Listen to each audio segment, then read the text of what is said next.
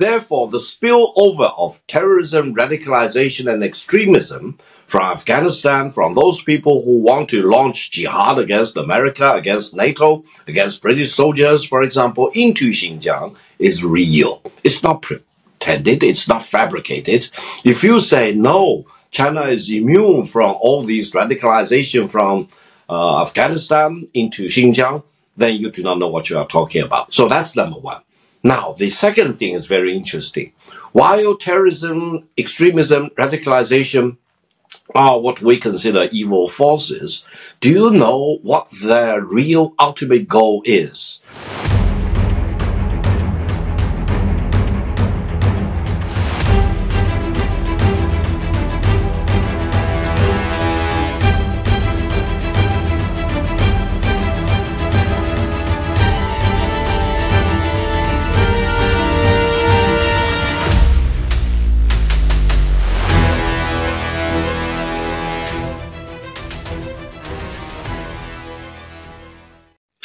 Victor, you know that I'm a lawyer, but I'm a lawyer who's very much engaged with human rights issues, and I'm afraid I don't have very much truck with the idea that there are no human rights abuses being conducted against the Uyghur people in Xinjiang province, because I've seen too much of the evidence and I've heard too often from people who have been at the receiving end of persecution and have had to flee that persecution. And so and it's very interesting. Michelle Bachelet, who I think is a very highly respected politician. She was the president of Chile. She's ended up being the head of the Human Rights Commission at the United Nations.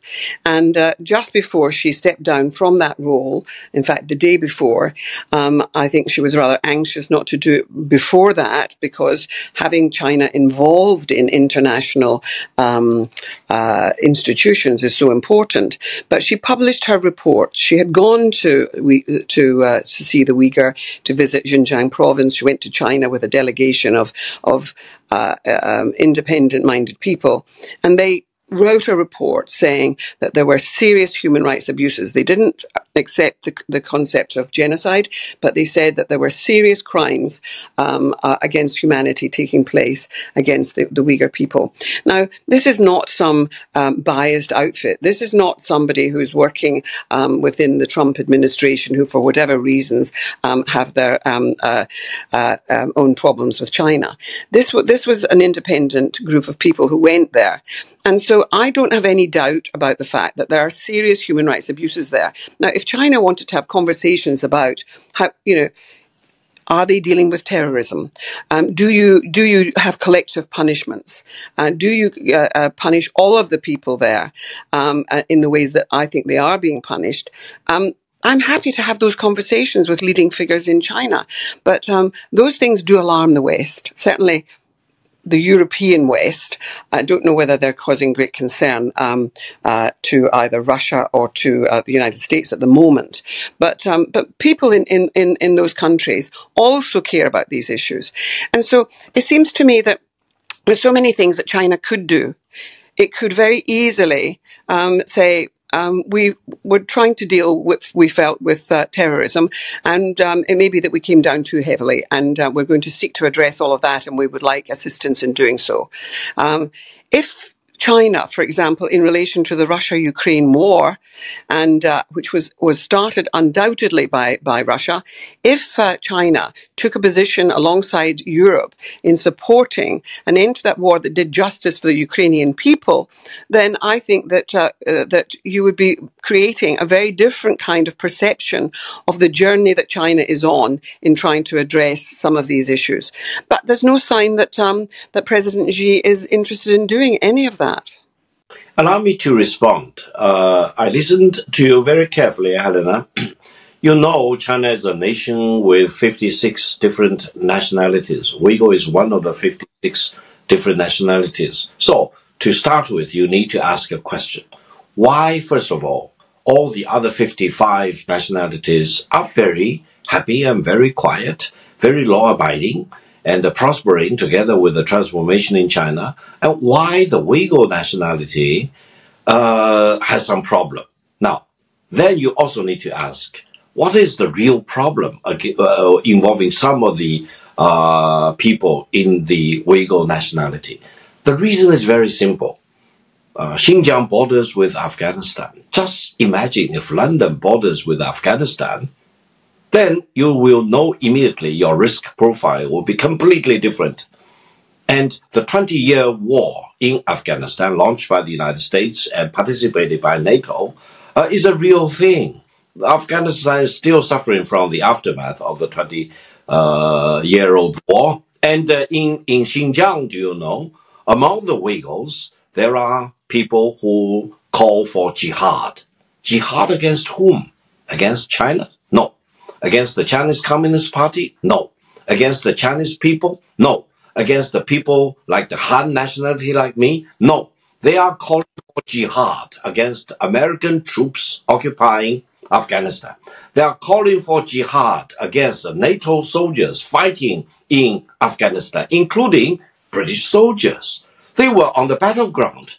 They killed the NATO soldiers, American soldiers. Some of them were arrested. Some of them were put into prison in Guantanamo Bay. All this is real. Don't pretend that you do not know. And as a result of that, I do know.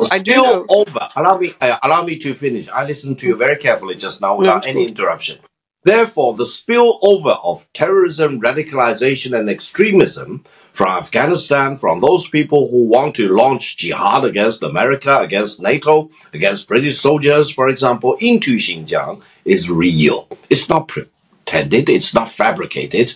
If you say, no, China is immune from all these radicalization from Afghanistan into Xinjiang, then you do not know what you are talking about. So that's number one. Now, the second thing is very interesting. While terrorism, extremism, radicalization are what we consider evil forces, do you know what their real ultimate goal is? Their ultimate goal is to split Xinjiang into a separate independent country. They want to take away Xinjiang from China. And do you think the 1.4 billion people in China will ever tolerate such a prospect? Someone using whatever means they have at disposal, sometimes being fanned by some Western countries behind them, try to take away Xinjiang, 1/6 of the landmass of China. Now, when you talk about human rights problems, tell me whether you see any country in the world which has a perfect record of human rights. Every country has some problems, different in nature, different in degree, etc. When you say in China you have human rights problems, I agree with you. I want to work with you to see whether these human rights problems can be addressed. But when you say, wow, there are atrocities, there are crimes against humanity, there are other things, for example, you have mass detention of Uyghur people. No, Helena, you do not know what you are talking about. I actually met with the head of the World Uyghur Congress. And I met with the former chairman of the United States Congressional International Religion Committee, for example. Both of them were Uyghurs. We chatted. We can talk. We can exchange views. They know my view is completely different from them. They know they are getting the support, and both of them actually, very interestingly, are US citizens. They carry US passport. But their goal is to really create a situation where ultimately, according to their version of the truth, that the Uyghurs will have their own homeland. Uyghurs will have their own republic, or Uyghurs will have their caliphate.